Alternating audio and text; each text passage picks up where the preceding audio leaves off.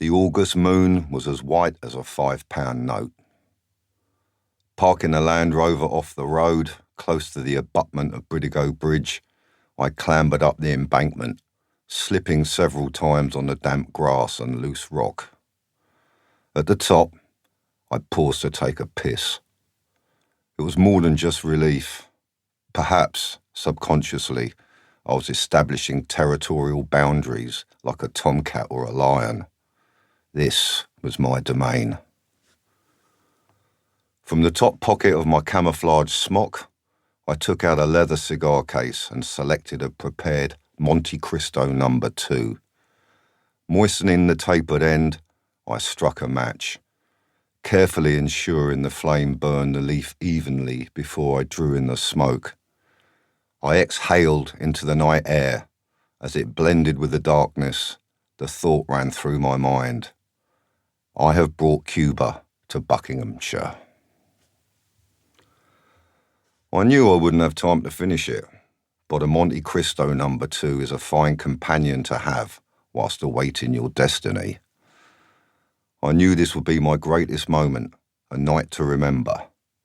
Whatever happened in the next few minutes, my life would never be the same again. The waiting at Leatherslade Farm had been a trying time. Waiting always was. It was when people looked into themselves and questioned their motives. Were they dedicated and committed to the operation, or had they been drawn in by the general enthusiasm and the lure of immense reward? I had prowled around the various rooms. The scene had been reminiscent of all the war films I'd seen.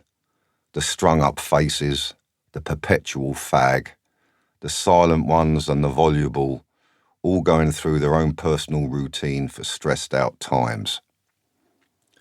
They had been over the plan again and again till they were sick of it. They'd respond automatically when their moment arrived. Preparing to go, uniformed up, I had felt a great affection for all these guys. More, naturally, for those companions who'd shared in previous campaigns. I'd gone to school with Charlie when I returned from evacuation. Paddy and Bigsy I knew from my late teens. Gordon and some of the others from my 20s. It seemed inevitable that we were all in this together. The atmosphere had radically changed with the prospect of moving, of getting the show on the road at last. No more waiting. Here we go, boys.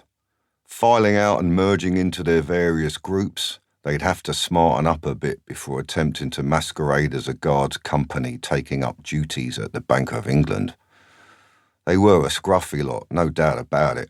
The uniforms had been left to individual choice, and the lack of uniformity showed. It had exactly the effect that I wanted, however.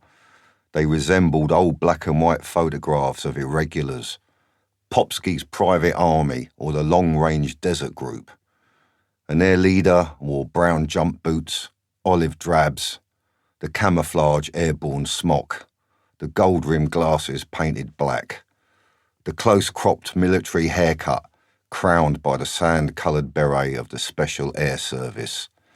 Yes, I thought, we could be David Sterling and his mob setting out from J-Lo Oasis to hit Benghazi. I looked up and down the track, first with the naked eye and then with the binoculars, not looking for anything specific, just settling in, accustoming my vision to the night and my surroundings. I took the walkie-talkie from my smock, checked Paddy at the dwarf signal, checked Roger and Roy on the gantry. Simple checks, no radio traffic had to be interpreted. The next time I contacted them would be the last. Identification of the target. I looked at the glowing hands of my Omega stainless steel watch. 2:45 a.m. Only 15 more minutes to destiny. Visions of Drake and his motley crew at Panama, of Max, my old cellmate who had continually exhorted me, "You've got to sack a city." I hoped Max would not be disappointed that this was just a train.